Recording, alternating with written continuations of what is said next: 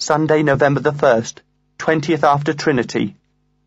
The nurses have been very cold towards me. They say that I am taking up a bed that could be used by an ill person. I have got to eat a bowl of cornflakes before they let me out. So far I have refused. I cannot bear the pain. Monday, November the 2nd. Nurse Baldry forced a spoon of cornflakes down my damaged throat. Then, before I could digest it, she started stripping my bed.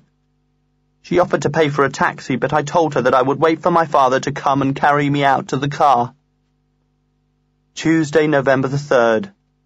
Election Day, USA. I am in my own bed. Pandora is a tower of strength. She and I communicate without words. My voice has been damaged by the operation. Wednesday, November the 4th. Today I croaked my first words for a week. I said, "Dad, phone Mum and tell her that I am over the worst." My father was overcome with relief and emotion. His laughter was close to hysteria. Thursday, November the 5th, moon's first quarter. Dr. Gray says my malfunctioning voice is only adolescent wobble. He is always in a bad mood. He expected me to stagger to his surgery and queue in a germ-filled waiting room. He said I ought to be outside with other lads of my age building a bonfire. I told him that I was too old for such paganistic rituals. He said he was 47 and he still enjoyed a good burn-up. 47! It explains a lot. He should be pensioned off. Friday, November the 6th. My father is taking me to an organised bonfire party tomorrow, providing I am up to it, of course. It is being held to raise funds for marriage guidance counsellors' expenses. Pandora's mother is cooking the food, and Pandora's father is in charge of the fireworks.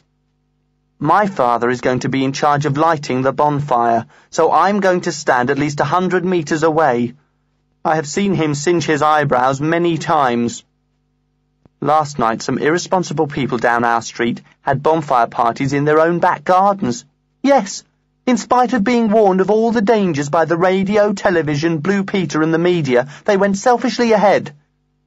There were no accidents, but surely this was only luck. Saturday, November the 7th. The Marriage Guidance Council bonfire was massive. It was a good community effort. Mr. Cherry donated hundreds of copies of a magazine called Now. He said they had been cluttering up the back room of his shop for over a year. Pandora burnt a collection of Jackie comics. She said that they don't bear feminist analysis, and she wouldn't like them to get into young girls' hands. Mr. Singh and all the little Singhs brought along Indian firecrackers. They are much louder than English ones. I was glad our dog was locked in the coal shed with cotton wool in its ears. Nobody was seriously burnt, but I think it was a mistake to hand out fireworks at the same time the food was being served. I burnt the red phone bill that came this morning. Sunday, November the 8th, 21st after Trinity, Remembrance Sunday. Our street is full of acrid smoke. I went to see the bonfire. The Now magazines are still in the hot ashes. They are refusing to burn properly. Our red phone bill has disappeared, thank God. Mr. Cherry is going to have to dig a big pit and pour quicklime over the Now magazines before they choke the whole suburb. Went to see Bert. He was out with Queenie. Monday, November the 9th. Back to school. The dog is at the vet's having the cotton wool surgically removed. Tuesday, November the 10th. My nipples have swollen. I'm turning into a girl. Wednesday, November the 11th. Veterans Day, USA. Remembrance Day, Canada. Full moon. Dr. Gray has struck me off his list. He said nipple swelling is common in boys. Usually they get it when they are 12 and a half. Dr. Gray said I was emotionally and physically immature. How can I be immature? I have had a rejection letter from the BBC. And how could I have walked to the surgery with swollen nipples? I don't know why he calls it a surgery anyway. He never does any surgery in it. Thursday, November the 12th. Told Mr. Jones I couldn't do PE because of swollen nipples. He was extremely crude in his attitude. I don't know what they teach them at teacher training college. Friday, November the 13th. Pandora and I had a frank talk about our relationship tonight. She doesn't want to marry me in 2 years' time. She wants to have a career instead. Naturally, I am devastated by this blow. I told her I wouldn't mind her having a little job in a cake shop or something after our wedding. But she said she intended to go to university, and that the only time she would enter a cake shop would be to buy a large crusty. Harsh words were exchanged between us. Hers were harsher than mine. Saturday, November the 14th. Charred Now magazines are blowing all over our cul-de-sac. They seem to have special powers of survival. The council have sent a special cleaning squad to try and trap them all. The dog's ears are now clear of cotton wool. It only pretends not to hear. Went to see BB, but he is out with Queenie. She is pushing him around the leisure centre. Sunday, November the 15th, 22nd after Trinity. Read A Town Like Alice by Neville Shute. It is dead brill. I wish I had an intellectual friend whom I could discuss great literature with. My father thinks A Town Like Alice was written by Lewis Carroll. Monday, November the 16th. I came home from school with a headache. All the noise and shouting and bullying is getting me down. Surely teachers should be better behaved. Tuesday, November the 17th. My father is a serious worry to me. Even the continuing news of Princess Diana's conception does not cheer him up. Grandma has already knitted 3 pairs of bootees and sent them off care of Buckingham Palace. She is a true patriot. Wednesday, November the 18th. Moon's last quarter. The trees are stark naked. Their autumnal clothes litter the pavements. Council sweepers apply fire, thus creating municipal pyres. I, Adrian Mole, kick them and burn my hush puppies. I have copied it out carefully and sent it to John Tidyman at the BBC. He strikes me as a man who might like poems about autumn leaves. I have got to get something broadcast or printed soon, else Pandora will lose all respect for me. Thursday, November the 19th. Pandora has suggested I start a literary magazine using the school duplicator. I wrote the first edition during dinner time. It is called The Voice of Youth. Friday, November the 20th. Pandora looked at The Voice of Youth. She suggested that instead of writing the whole magazine myself, I invite contributions from other talented scribblers. She said she would do a piece about window box gardening.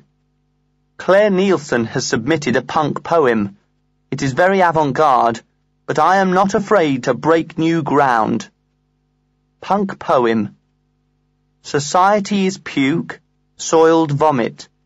On the Union Jack, Sid was vicious. Johnny's rotten, dead, dead, dead, killed by greyness. England stinks, sewer of the world, cesspit of Europe, hail punks, kings and queens of the street. She wants to put it in under an assumed name. Her father is a Conservative councillor. Nigel has written a short piece about racing bike maintenance. It is very boring, but I can't tell him because he's my best friend.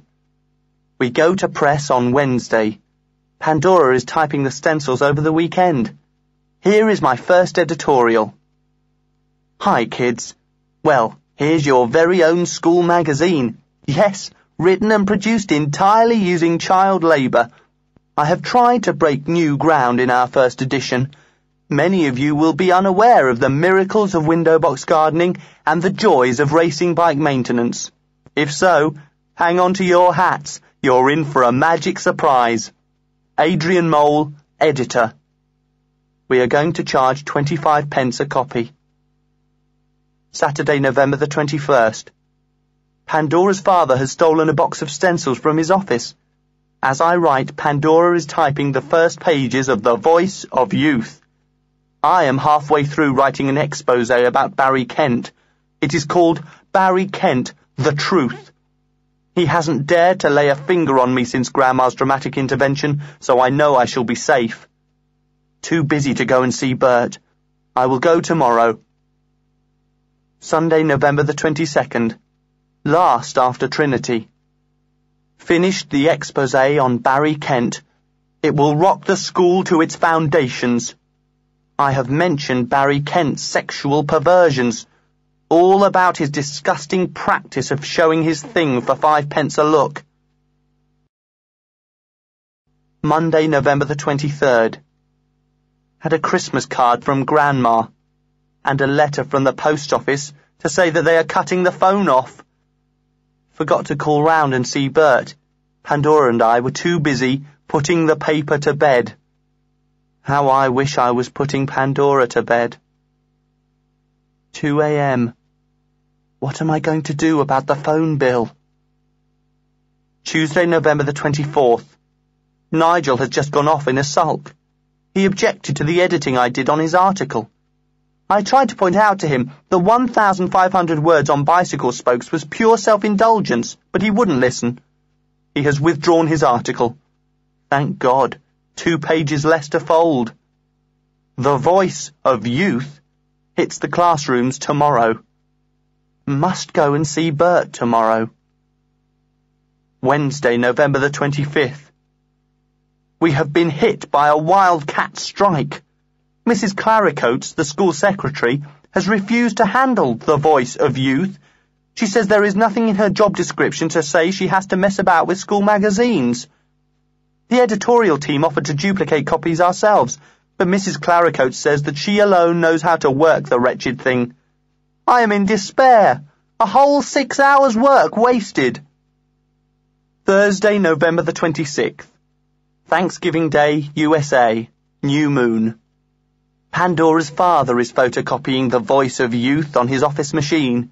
He didn't want to, but Pandora sulked in her room and refused to eat until he agreed. Friday, November the 27th.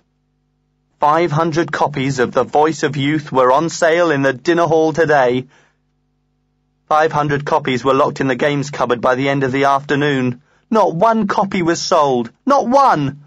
My fellow pupils are nothing but Philistines and morons. We are dropping the price to 20p on Monday. My mother phoned and wanted to speak to my father. I told her that he is on a fishing weekend with the Society of Redundant Electric Storage Heater Salesmen. A postcard from the post office to say that unless my father phones the post office before 5:30, our phone will be disconnected. Saturday, November the 28th. A telegram, addressed to me. The BBC? No, from my mother. Adrian, stop coming home. Stop. What does she mean, stop coming home? How can I stop coming home? I live here.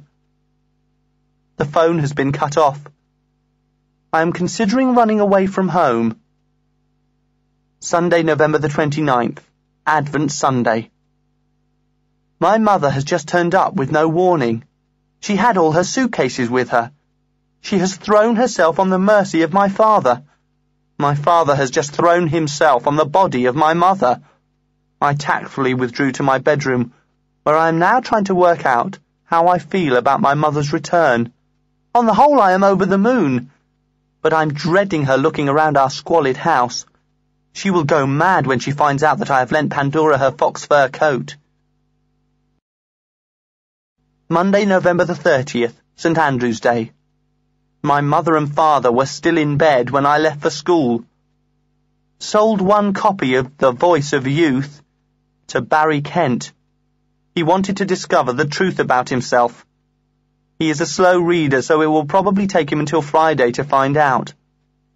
We're going to try dropping the price to 15p to try to stimulate demand. There are now 499 copies to be sold. My mother and father are in bed again, and it's only 9 p.m. The dog is very pleased my mother is back. It has been going about smiling all day.